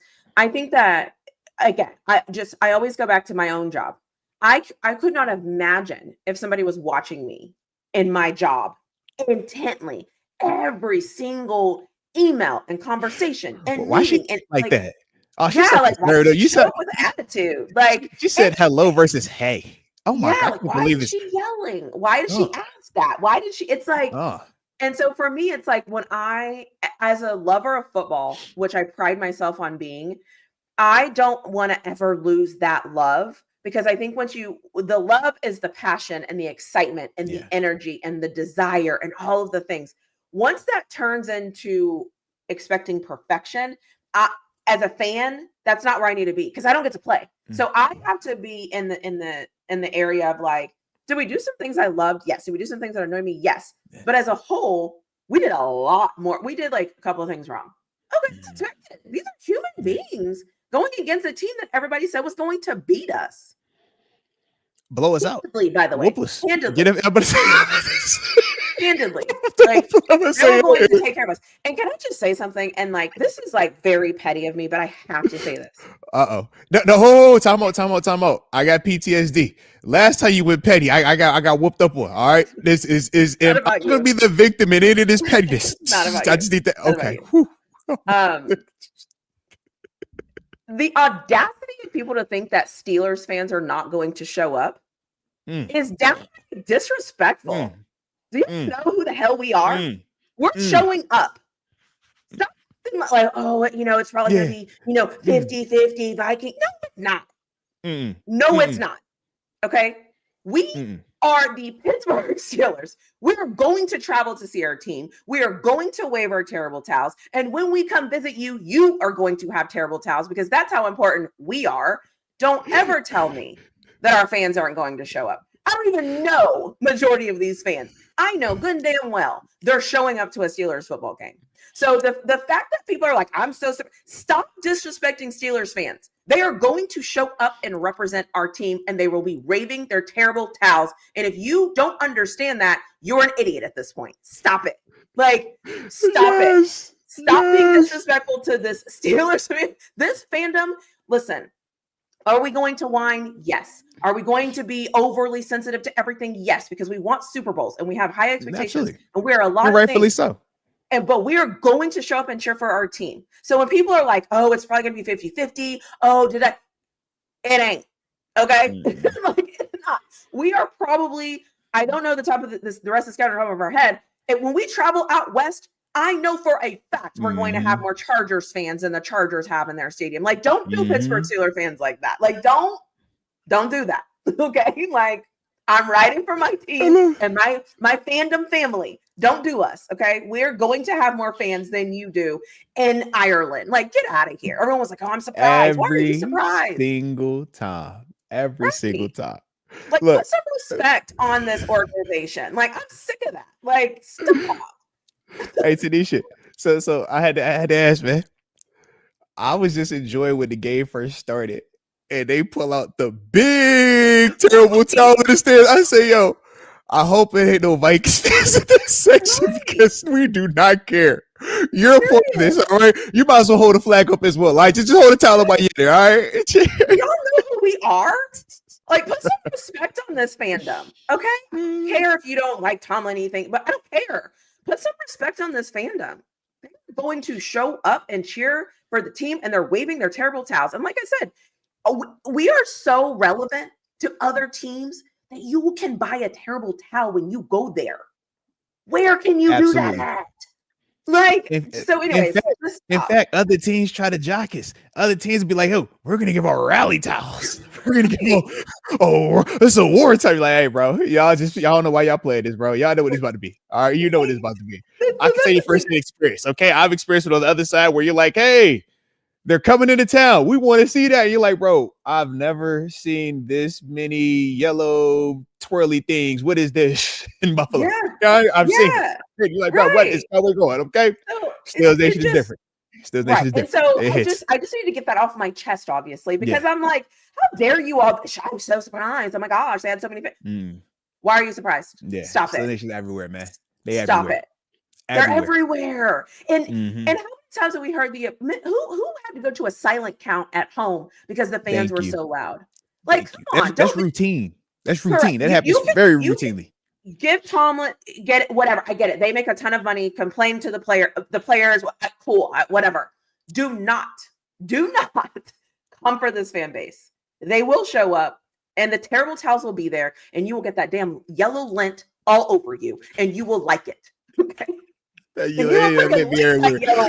right, bro. Put the white jersey on this time. Put the white shirt on this time. All right. So I'm done with my rant. I just need to get that out because I'm like, let's come for Steelers fans. Like, let's not act like we're just like run of the mill fan. Like, let's not get disrespectful. Like, put some respect on it. Put some respect on it. Yeah, like, put some respect on it. So I feel better now. Thank you. I like it. I like it. Shoot, what you got left on your end, man? Where we at? Because I was like, oh, we've been in here getting it. This is the fun part of what we do. This is the fun part, man. We just be getting it. Yeah, so I didn't watch any of your shows, so I'd have no idea what you talked about. I don't know if all the things. So there's that. This was perfect. Perfect. Okay, cool. And then the other thing is too, when I came into this, I thought I have my list of things, and I was going through, and I actually wrote. I was like, I am not critiquing this in a way that, because I could be overly critical, but I would literally have to dial down to one play and one moment to one instance. If I got to do that, I don't need to be critical. That's ridiculous. That's like saying that again. Say that again. That's ridiculous. That's like saying I lost 30 pounds, but my goal is 35. And I'm going to complain I didn't have the additional 5 and not applaud myself for the 30. I'm sorry. I'm not going down to find things to criticize, because sometimes when it's good, you let it be good. We don't have to always be like, oh, let me find, okay, at minute 11, 12, the punt, and then he was on the right, should have moved to the left. Like, come on, enjoy the win. Like, take it. Anyways, I am loose right now. Okay, I am like just talking and talking and talking. But that's like, I'm like, I will be quiet. You got it. Like, hey, what my man Rod Dollar say? Let her cook. She in her bag, bro. She in her bag. I'm so disgusted because it's like we literally have to go and dig, and we're like, okay, at minute 7:25 in the second quarter, I'm like, the one that we sacked the quarterback and they were moving backwards the whole time. That one? Because the one guy on a corner route didn't pass off the thing, but we sacked the quarterback. Like, come on. Something you have to say. We had a really good football game. And there were some plays in the last part of the game that we didn't love, that we didn't like. But you know what? Then you have to say our defense showed up. We made the plays. We got out of Ireland with a win. We hadn't been good overseas in a long time. Our 40-year-old quarterback is consistent. Our offensive line played great. Our linebackers look good. Our running backs look good. Caleb Johnson was ready to be voted off the Steelers island unless you saw them in person. Of course, you wanted a picture and wanted to hang out. All those things. True. He was ready to be voted off the island. Comes in, makes a play. Everybody freaked out when Jaylen Warren wasn't playing. Everyone collectively freaked out. I could feel it. I could just feel it in the energy. It didn't matter. Gainwell stepped up. This offensive line stepped up. The defensive line stepped up. Sometimes we have to say, hey, that was good. Let it be good. Don't ruin the relationship because it's too good. Let it be good. Hey, it's going too perfect right now. Something's got to be off. Why are you being so nice? Are you supposed to be nice like this all the time? What you mean? Just every day it's cool all the time? So are you sure we're cool? Oh, what's going on? You like me today? You sure you like me today? All right. I ain't doing that wrong. You doing that wrong good? Everything's good? Okay. All right. It's okay to be okay? You said it's okay to be happy. All right. I'm going to try to be happy today. We're going to be happy, guys. We're going to be happy today, guys. Let's be happy. Let's be happy. We got a bye week. Let's be happy. Yeah, and embrace that, because you want to know why? There's going to be a week in week 9 and 10. We're not going to be this way. Embrace this, love on this, build that social battery and that fan battery where you're like, I'm going to feel love with this team right now. Because when it's time to criticize and pour out, trust us, we're going to do it. Okay, on their head, you know that. But right now, like let's collect the loves. Let's collect the we're good. Let's collect the offensive line is working together. It's like we spend so much time wanting to be so negative. Stop being so damn negative. It's fine. We're fine. Be happy. Allow yourself happiness. It's all right. Look, and even if you're not, as long as you're accountable, it's okay. Shout out to Leah Ward. She says, I freaked out. I even changed my picks on who was going to win. I lived in my fears. Leah, it's all right, Leah. I appreciate you being honest, Leah. I appreciate your accountability. That's why I like you. And whenever I think of Texas, I think of Killeen, Texas, because of you, okay? Shout out to you, Leah. I just we appreciate you on that. But you got to change sometimes, man. Yeah, so that's it. Anyways, I'm just up here, literally, I'm loose right now. I'm just up here because I'm just tired. Like, sometimes you have to recognize when you have a good thing. And all we want is our team to be good. And all we want is our team to win. They are doing that right now. That needs to be enough for us. I don't know why it's not. I like it.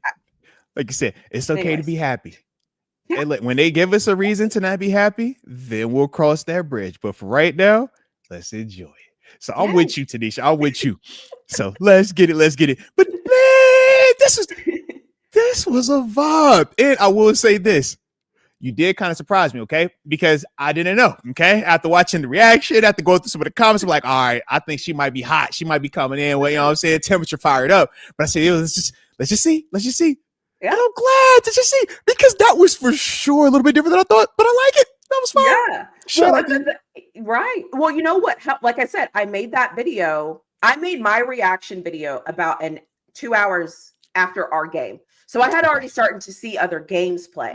And so it was in that moment where I was like, oh my God, like, what the not? So it kind of helped me come off of it. And yeah, but I will say something that I think needs to be highlighted that you said about Coach Tomlin and his decision-making. I need to sit with that, because I think your perspective of being a coach, how you can attack out of it. Yeah. Correct. And you're probably right in the logic of that. I just don't that logic doesn't live with me, if that makes sense. No. So think of it like this, right? You as a person with a PhD, your wealth of knowledge, right? There are certain things that you're naturally just going to understand that, hey, I might feel like the best way for you to learn is by giving you test, quiz, test. You might be over here like, nah, the best way to learn is through homework, through class assignments, through us just having one-on-one office hours. Difference of philosophies, but because you've had so much experience, so much success with that, you know for a fact I can accomplish what I'm trying to get done with that method, even though it's not as bold, it's not as in front of your face as I got an A on the test. Hey man, I passed the quiz. It's like, okay, you studied the information that you needed for this, but did you retain it or did you just memorize it? Right? True.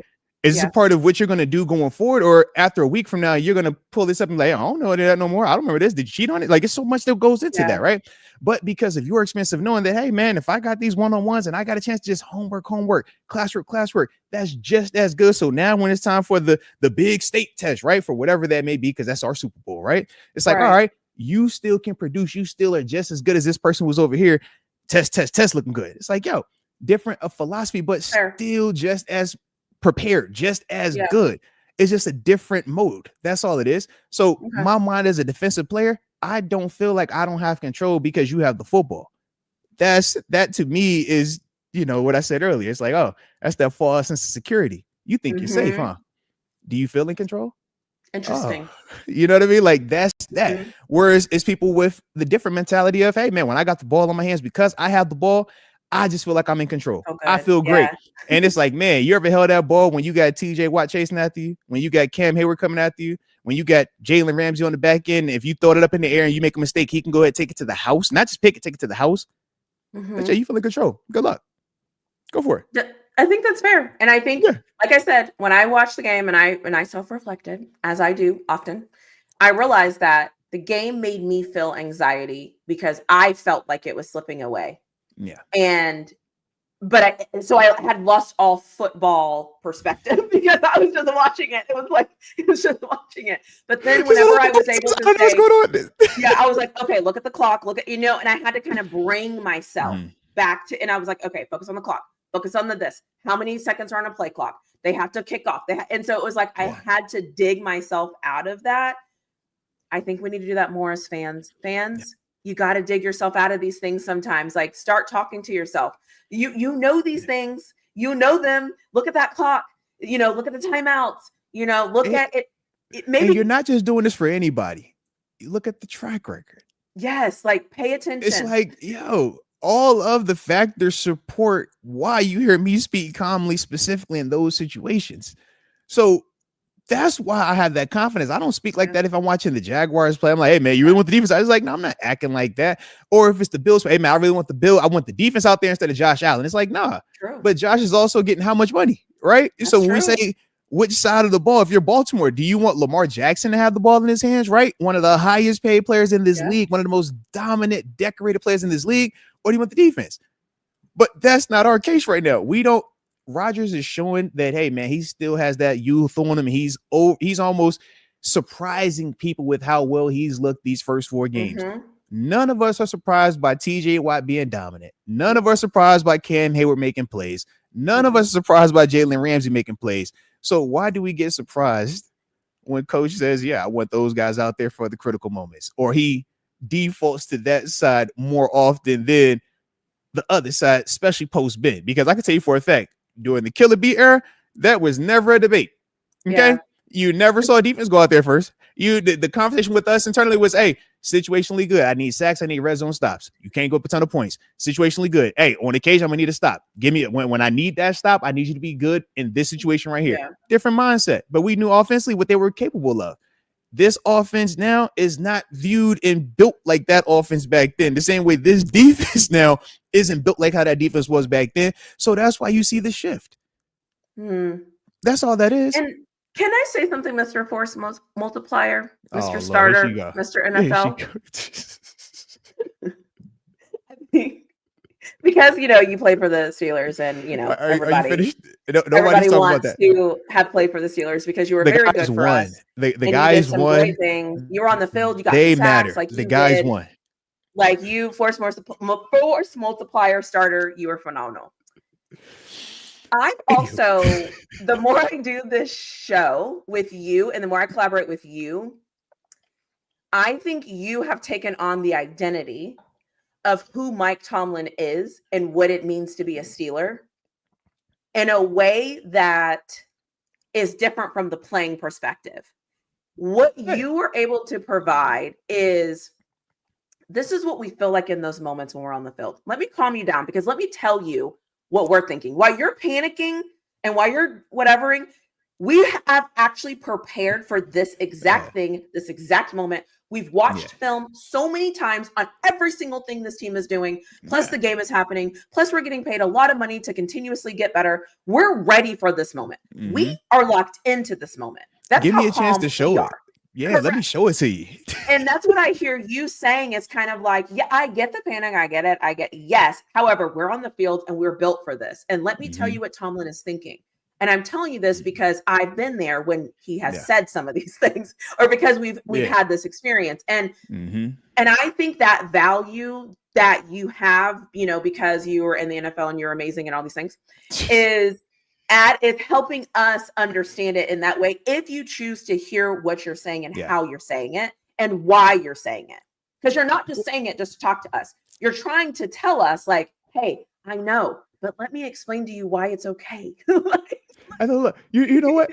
I appreciate it. Through all of you blowing smoke over here. I do appreciate the message, all right? Because for sure, that is the mindset. It's like, not just, did I enjoy my time here, but I truly bought in. And I also say that Coach Tomlin is one of the more influential people in my life, both on and off the field, because he's more than just a coach. He's one of the first guys that told me, like, yeah, if all you do is win a Super Bowl as a Pittsburgh Steeler, you have failed. You have not done enough, because we're more than just a champion. We got to do things in the community. We're good fathers. We're good husbands. These are all the things that we want to be viewed as when we talk about representing that black and gold.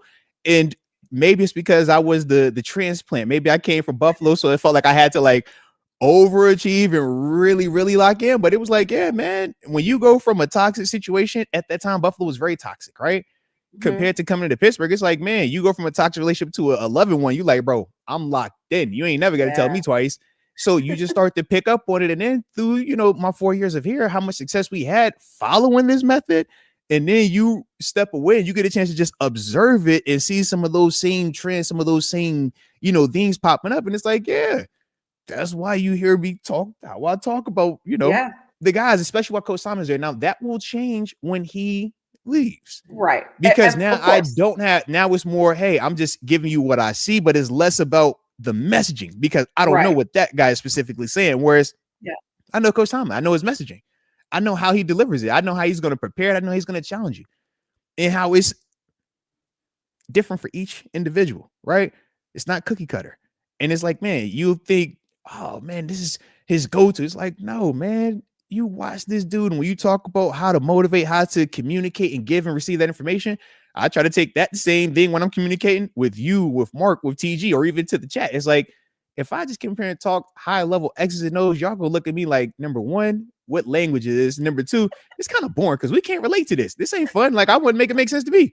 So it's like, yo, let's break it down different ways. And then the beautiful part is too, certain questions that you have because of your passion in it, it allows me to kind of, all right, now let's get into some of this nuance, but in a fun way, because it's something that you and the chat actually care about. So we do appreciate that.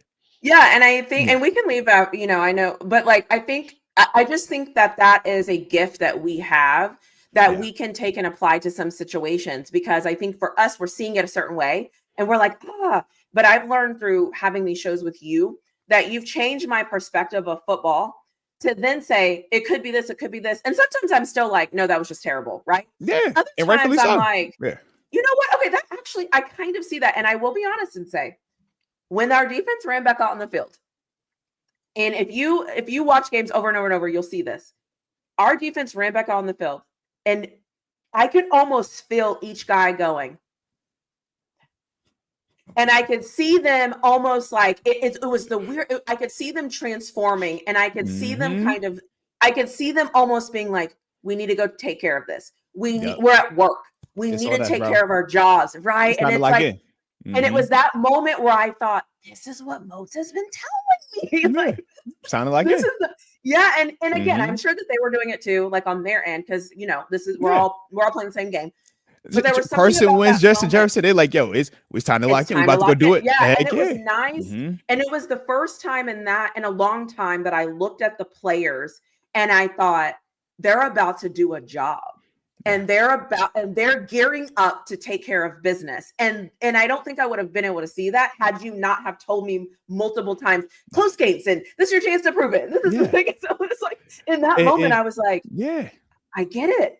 Like, they're about to go to battle and I get to watch the battle.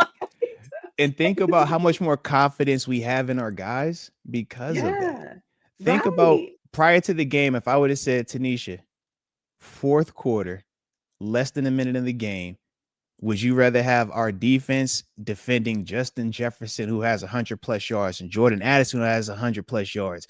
Or do you feel more confident with Aaron Rodgers and the offense going out there, right? And at the time, a lot of people probably just say, yo, Aaron Rodgers gives the best chance. Aaron Rodgers. But it's like, yo, this is why you still have that defense side where we're like, yo, man, I want my defense out there because we're capable. Let us get that opportunity. Yeah. Let me get the opportunity to show you that I've been preparing, show you that I'm nice because I know what I'm capable of. And when it actually does work out, it's like that's the beauty of it, because I'm sure a lot of Minnesota Vikings fans prior to that game would have been like, oh yeah, game on the line. I want Justin Jefferson. I want Jordan Addison out there. I want, hey, put my offense out there, man. I want them dudes out there. And it's like, okay, well, now you guys have to also look in the mirror and say that same offense almost had 2 picks on that drive and had a self-inflicted critical error that put you in a terrible 4th and forever scenario. But hey, you got your offense out there. That's where your money is spent. So now you got to reassess how you feel about that after that game, right? But that's the beauty of this league, and it's week to week. You play this game 10 times, man, it could go 10 different ways. We know this. Right? And listen, I say this all the time. I want my best against your best any day of the week. And I'm rolling with, and maybe that's the fan in me, but I don't know, something about that. I don't know. I just, as soon as and the camera was panning, it was almost like it was panning to like each player. And I could, it was the weirdest experience. I could almost see them kind of being like, and you know, you could see it. And they were just kind of like, all right, like, let me get loose. Let me get focused. Like, let me just like focus in on this thing. And that's the joys of football. And like, there's nothing better than football. As a former volleyball player, my first love is volleyball, but there's nothing better than football. There's just nothing better. There's nothing better. So, anyways, I'll stop rambling. So I like how you dropped that volleyball topic right at the end of the show. We ain't about to do it because I actually got to get off. But I was like, oh, we coming back to that one there. We'll PhD also play that volleyball. Y'all see. All right. The more we talk, we learning more and more and more. All right, we learning more and more and more. It's all good. So with that being the case, though, quick update. We won't do another stream this week because it is the bye week. Me and Tanisha are going to go on a bye week. All right. She's going to have a bye. She's going to get a reset, rest up, refresh, do everything she got to do. I'm going to do the same as well. Then after that, man, we back next Tuesday, getting active. And then from there, we'll have victory formation on that Wednesday also. Man, just a heads up. Okay. So giving everybody a little update for that. But other than that, hopefully everybody enjoyed today. And if you did, you know the drill. Like button, both channels. It's simple. It's the little thumbs up. Okay. Hit that little subscribe button after that. Okay. You might as well hit the notification bell too, especially if you've been on with us for 1 hour and 52 minutes and 37 seconds and counting. Clearly, you like what we're doing.